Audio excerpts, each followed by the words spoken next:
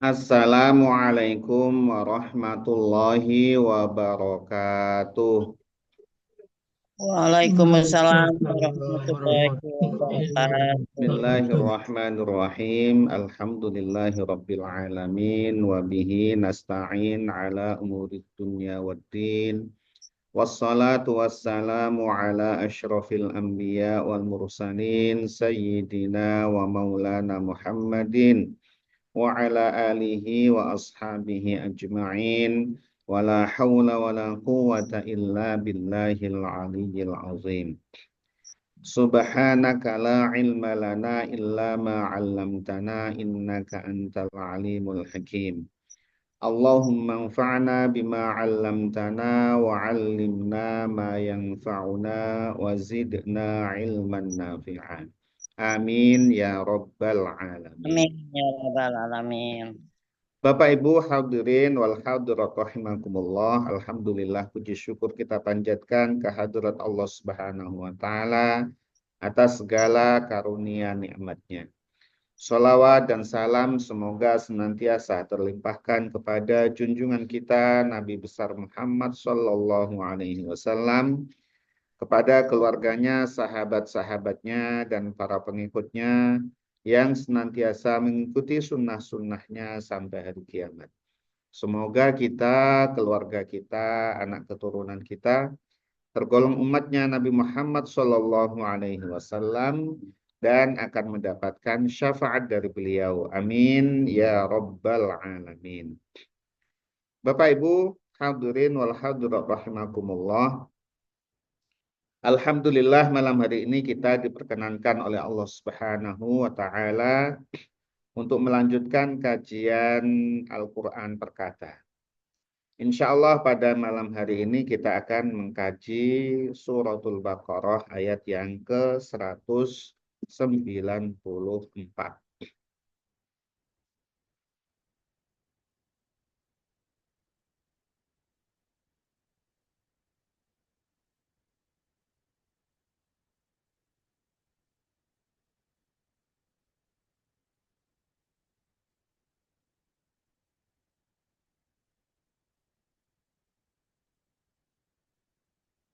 Qala Allah Ta'ala fi kitabihil karim wa huwa asdaqul qailin. A'udzu billahi minasy syaithanir rajim. Bismillahirrahmanirrahim. Asy-syahrul haram bisyyahril haram wal hurumatu qisas. فمن اعتدى عليكم فاعتدوا عليه بمثل ما اعتدى عليكم واتقوا الله واعلموا أن الله مع المتقين وأنفقوا في سبيل الله ولا تلقوا بأيديكم إلى التهلكة وأحسنوا إن الله يحب المحسنين.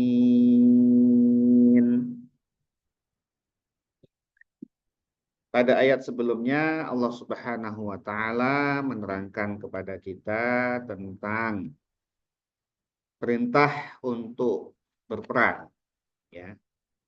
Jadi saat sahabat Nabi Muhammad SAW, Nabi dan para sahabat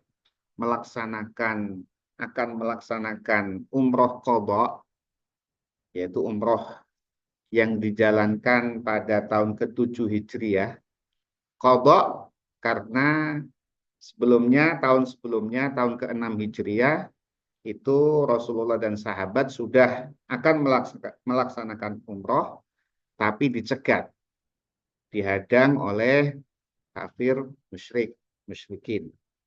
Ya, kemudian terjadi perjanjian Hudaybiyah.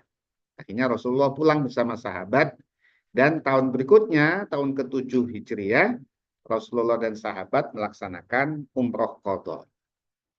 Nah, saat akan berangkat umroh qadha itu, ya, para sahabat kemudian, ya, nanti bagaimana ini? Ya, kalau kita umroh di tanah haram itu diharamkan untuk berperang. Sedangkan jelas kita akan memasuki, ya, memasuki Mekah yang itu adalah masih dihuni oleh orang-orang musyrik yang memusuhi Nabi dan sahabat, merintangi Islam, ya, berusaha untuk mencabut Islam sampai seakar-akarnya. Itu orang-orang kafir musyrik. Jelas musuh itu. Nanti kalau kami ihram, pakai pakaian ihram atau pakai seadanya saja, senjata yang disarungkan, nanti kalau diserang bagaimana ini? Ya, sedangkan kaum muslimin juga menghormati bulan haram, tanah haram, sedang ihram lagi. Tiga-tiganya bersatu. Maka kemudian ditegaskan, perangi mereka. Ya. Sehingga kemudian silakan berperang jika kalian diperangi, tapi tetap jangan melampaui batas. Artinya jangan memulai dan juga jangan melampaui batas. Jadi kalau wanita, ya, orang tua, orang yang sakit dan seterusnya, ya jangan diikut-ikutan dibunuh. Tapi jika mereka berhenti memusuhi kalian, mereka mengadakan perdamaian dengan kalian, maka tidak ada permusuhan atas mereka kecuali pada orang-orang zalim. Artinya apa? Sudah perjanjian damai, tetap juga mereka melanggar. Nah, kemudian pada ayat ini masih berkaitan dengan ayat sebelumnya, yaitu apa? Orang-orang musyrikin, orang-orang kafir, itu mereka, ya, masih sebenarnya meyakini bahwa Nabi Muhammad dan sahabatnya itu masih menghormati bulan haram. Ya, maka jika kemudian mereka datang ke Mekah kami perangi, mereka nggak akan ikut memerangi gitu. Jadi bahkan menjadi kesempatan untuk membinasakan mereka. Karena keyakinan mereka adalah, ya, nanti kami perangi mereka, mereka tidak akan mau memerangi kami. Jadi semacam itu, apa, perang yang tidak seimbang. Ini dalam posisi mereka boleh memerangi, tetapi orang-orang Islam, Nabi dan para sahabat itu tidak akan memerangi. Ya, maka dibantah dengan ayat ini, ya, dibantah dengan ayat ini. Asyahrul haramu, asyahru bulan, al haramu bulan haram. Bulan haram ini adalah bulan yang dimuliakan. Dimuliakan, tidak boleh ada peperangan di situ. Tidak boleh ada peperangan. Haram, berperang saat bulan haram. Itu bulan apa? Itu adalah bulan Dzulqa'dah, bulan Dzulhijjah, bulan Muharram, dan bulan Rajab. Tapi karena kemudian mereka memerangi, nantinya jadi boleh silakan berperang. Kalau memang diperangi, ya perangi juga mereka. Sebagaimana pada bulan haram ketika kalian diusir dari Mekah, ya, nanti kalian juga akan punya kesempatan mengusir mereka juga gitu, saat nanti kalian menemukan kemenangan. Jadi itu terjadi memang saat Fathu Mekah itu, Rasulullah dan sahabat itu memang sudah punya kesempatan untuk membalas semuanya. Untuk mengusir mereka semua bisa itu, karena sudah sangat kuat gitu ya. Dan itu terjadi pada bulan haram juga. Jadi ini semacam respon sebanding kalau saya memberikan judul ini. Asyahrul haramu, bulan haram, bisyahril harami, dengan bulan haram juga. Artinya ketika mereka memerangi kalian di bulan haram, kalian juga perangi mereka di bulan haram. Artinya jangan kemudian kalian diperangi, kalian tidak memerangi. Nanti mereka akan makin ini lagi. Karena tujuan mereka itu apa? Mencabut Islam sampai seakar-akarnya. Tujuan mereka itu. Maka jangan biarkan seperti itu. Dan ini berlaku secara umum. Ya, ketika kaum muslimin diserang, ya silakan menyerang. Jangan menunggu macam-macam gitu ya. Wal hurumatu, dan sesuatu yang dihormati, yaitu ada di tanah haram. Di tanah haram itu tidak diperbolehkan berburu. Ya, berburu binatang aja nggak boleh, apalagi membunuh. Apalagi berperang. Kemudian di bulan haram dilarang berperang. Saat ihram, karena mau umroh dan atau haji itu ada saatnya ihram, dilarang kita berperang, membunuh. Bahkan berburu aja nggak boleh. Tapi berlaku juga kisosun, berlaku hukum kisos. Artinya apa? Ketika kalian diperangi, meskipun itu di tanah haram, di bulan haram dan sedang ihram di Masjidil Haram, tetap juga ya berlaku hukum kisos. Berlaku itu hukum kisos. Jadi kalau dipukul ya memukul. Jadi itu. Kalau dipotong telinganya ya bisa dipotong telinganya juga. Tidak harus menunggu di luar bulan haram pelaksanaan kisos itu. Ya, gitu maksudnya. Ini sekaligus untuk membantah tadi anggapan orang-orang kafir tadi bahwa Nabi Muhammad ini kesempatan ini. Ya, mereka tidak akan mau berperang di bulan haram. Itu kan kejadian ketika umroh qadha. Ya. Ya, di bulan haram nanti kesempatan itu bisa saja akan diserang, akan diserang oleh mereka. Gitu. Tapi di sini ditegaskan bahwa meskipun itu bulan haram di tanah haram sedang ihram, tetap berlaku hukum kisos. Kalau bunuh, ya dibunuh.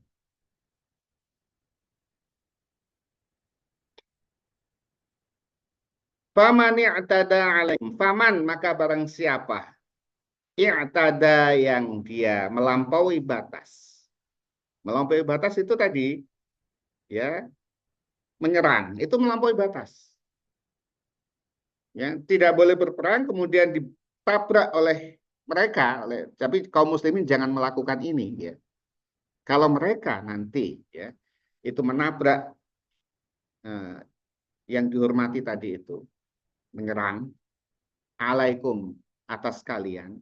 Kalau siapa saja yang menyerang atas kalian, maka fa'tadu, jangan ragu, serang juga mereka. Fa'tadu, maka perangilah kalian semua alaihi kepadanya, kepada orang yang melampaui batas tadi. Jadi ini sama lafalnya, tapi maknanya berbeda. Jadi ini bagian dari rahasia bahasa di sini. Jadi sama dari sisi lafalnya, tapi beda dari sisi maknanya. Kalau yang i'tada di depan ini adalah melampaui batas. Kalau fa'tadu bukan melampaui batas, balaslah mereka juga. Semisal itu gitu loh. Jadi kalau saat kalian sedang ihram kok mau diserang, ya balaslah mereka gitu. Semisal itu. Jadi beda maknanya, tetapi menggunakan lafal yang sama. Nah, ini kalau apa tidak diungkap gitu ya. Ini arti dari terjemah sama saja ini menyerang begitu ya. Tapi maksudnya berbeda. Jadi yang orang tadi itu yang melanggar batas, melampaui batas, menyerang kalian saat kalian sedang ihram, meskipun di Masjidil Haram sekalipun. Masjidil Haram nggak boleh itu perang. Tapi kalian di Masjidil Haram kok diserang, ya maka serang juga mereka. Gitu. Fa'tadu, jangan ragu-ragu kalian, serang juga. Ya, seranglah oleh kalian alaihi kepadanya, kepada orang yang melampaui batas tadi, bimithli ma'tada alaikum. Bimithli ma, dengan setimpal, ma ini ma masdariyah.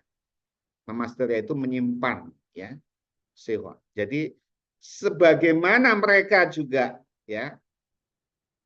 Kalau bahasa Jawa koyok uliye, ya. sebagaimana mereka menyerang, ya, sebagaimana dia itu kembali ke man tadi itu, orang tadi itu menyerang alaikum kepada kalian. Jadi setimpal itu kalian lakukan. Maka ini berlaku namanya hukum, ya, muamalah bil mithli. Jadi eh, apa perlakuan setimpal, perlakuan sebanding. Ini diperbolehkan. Maka ini juga menjadi keharusan nih kaum muslimin.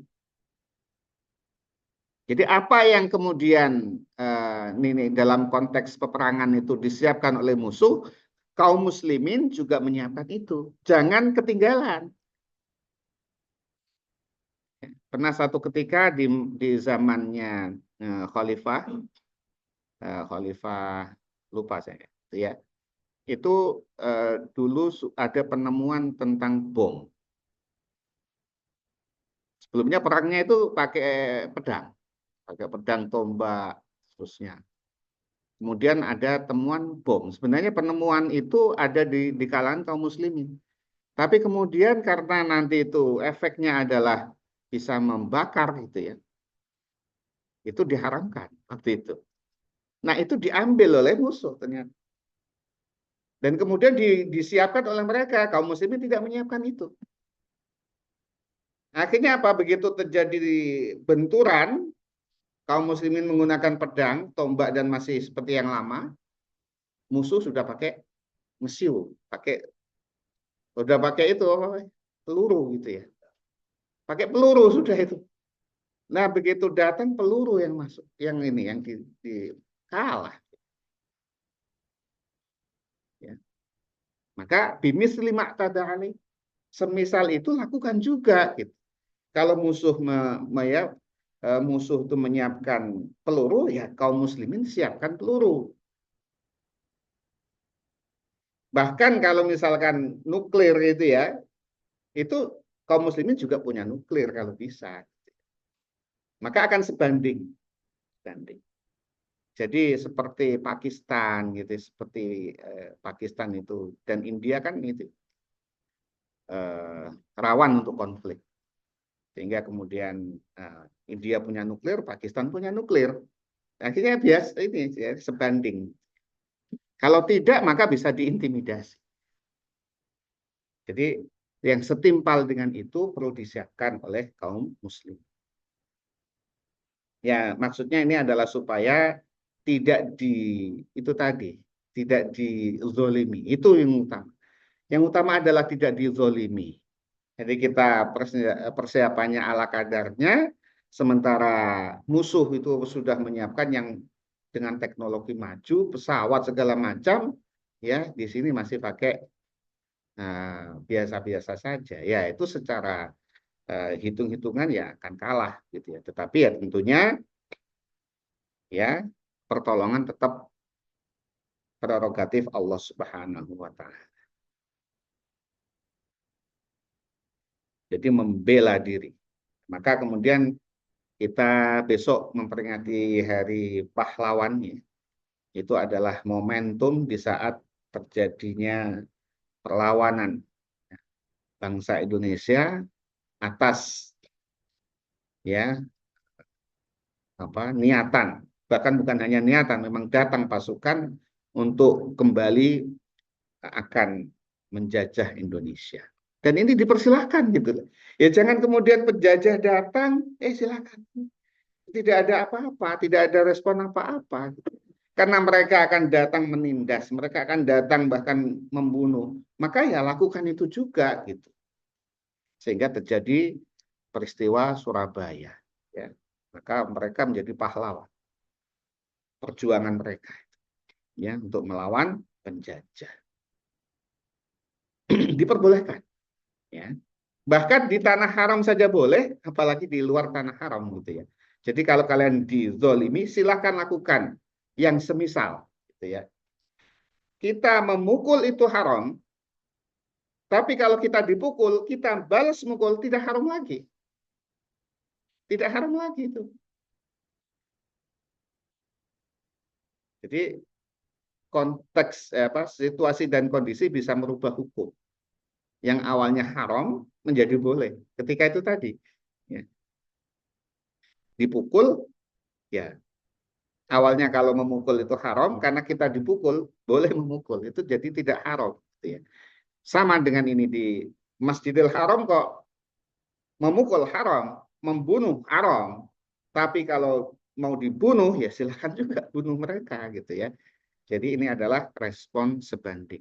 Wattaqullaha, dan bertakwalah kalian Allah kepada Allah. Ya, tetap ini perintahnya, takutlah kepada Allah. Jadi yang seperti tadi dilakukan, respon sebanding tadi, tetap diingatkan untuk takutlah kepada Allah. Dengan apa? Jangan melampaui batas. Itu. Ada batasan-batasannya. Diperbolehkan bukan berarti ya saatnya gebuk gitu. Enggak. Kalau tidak di apa-apain, ya sudah jangan ngapa-ngapain. Gitu. Kalau hanya cuma dilihat-lihat saja, ya sudah nggak usah merespon terlalu berlebihan. Dilihat-lihat saja malah kita menyolok matanya. Yaitu kita tidak takut kepada Allah. Jadi tetap juga ingat batasan-batasan Allah. Pukul sekali kok mukul 3 kali, ya itu kita sudah melanggar ketentuan Allah itu. Pukul dengan apa? Dengan kekuatan biasa, kita mukul dengan sepenuh kekuatan, itu zalim kita, ya sebanding saja. Jadi ingat batasan-batasan itu, tetap diingatkan untuk takut kepada Allah. Perintah-perintah Allah laksanakan, larangan-larangan Allah juga tinggalkan. Jadi supaya ingat kepada Allah. Wa'lamu, dan ketahuilah kalian semua, annallaha, bahwa sesungguhnya Allah ma'al muttaqina, bersama orang-orang takwa. Kalau kalian melampaui batas, Allah tidak membersamai kalian lagi. Bersama Allah, maksudnya adalah Allah menolong kalian. Kalau kalian tetap bertakwa, Allah akan tolong kalian. Tolong di dunia dan akhirat. Ya. Di akhirat nanti akan mendapatkan balasan pahala dari Allah Subhanahu wa taala kalau kalian bertakwa. Jadi membunuh itu juga masih tetap bertakwa, justru ini perintah. Jangan kalian mau dibunuh diam saja. Ya, menyerahkan diri, membinasakan diri nanti. Kalau mau dibunuh kok biasa diam saja. Itu bukan takwa. Ya. Justru takwa adalah ketika kalian mau diserang, kalian serang juga, itu takwa. Tapi jangan melampaui batas. Jadi seperti itu ini ya. Apa namanya? Petunjuknya. Kalau kita membunuh mereka tanpa melampaui batas, itu kita akan tetap bersama Allah Subhanahu wa taala. Tapi kalau mereka taubat, udah jangan dilanjutkan. Ada satu ketika pas saat peperangan. Saat peperangan itu kemudian ada musuh yang sudah jatuh. Sudah kalah nih. Ya, perang tanding, jatuh, kemudian di apa, kenakan pedang begitu di lehernya.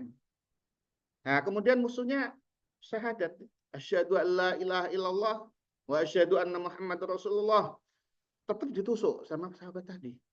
Matilah orang itu. Nah, itu kemudian dilaporkan kepada Nabi kejadian itu. Ya, kemudian oleh Nabi, kenapa kau bunuh dia gitu ya? Ya Rasul, dia itu kamu apa namanya? Kamuflase saja. Itu hanya mulutnya saja ya Rasul. Rasul marah. Kok tahu kamu itu mulutnya? Kamu tahu hatinya enggak? Kamu perlu bedah hatinya enggak?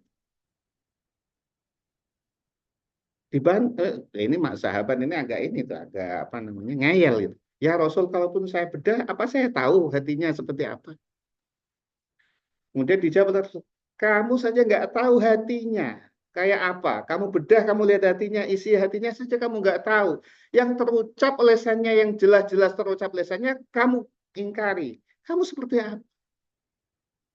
Bagaimana dengan la ilaha illallah? Terus bagaimana dengan la ilaha illallah? Dikutukan terus sama Rasul. Sampai sahabat tadi terdesak oleh Rasulullah. Rasulullah marah. Bagaimana dengan ucapannya la ilaha illallah itu?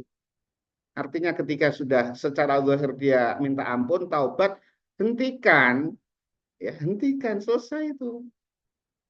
Ini tadi sahabat malah ditusuk. Itu dimarah sama Rasulullah. Dan jangan melampaui batas.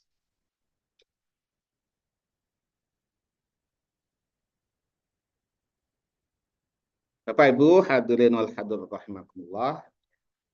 Insyaallah sampai di sini kajian malam hari ini.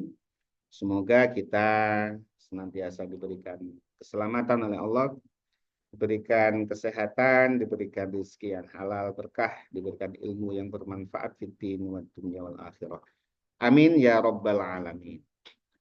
Mari kita tutup kajian kita dengan membaca doa kafaratul majelis. Bismillahirrahmanirrahim. Bismillahirrahmanirrahim. Subhanakallahumma bihamdika Allahumma asyhadu an la ilaha illa anta astaghfiruka wa atubu ilaik. Wassalamualaikum warahmatullahi wabarakatuh. Waalaikumsalam warahmatullahi wabarakatuh. Terima kasih Ustaz. Terima kasih Ustaz.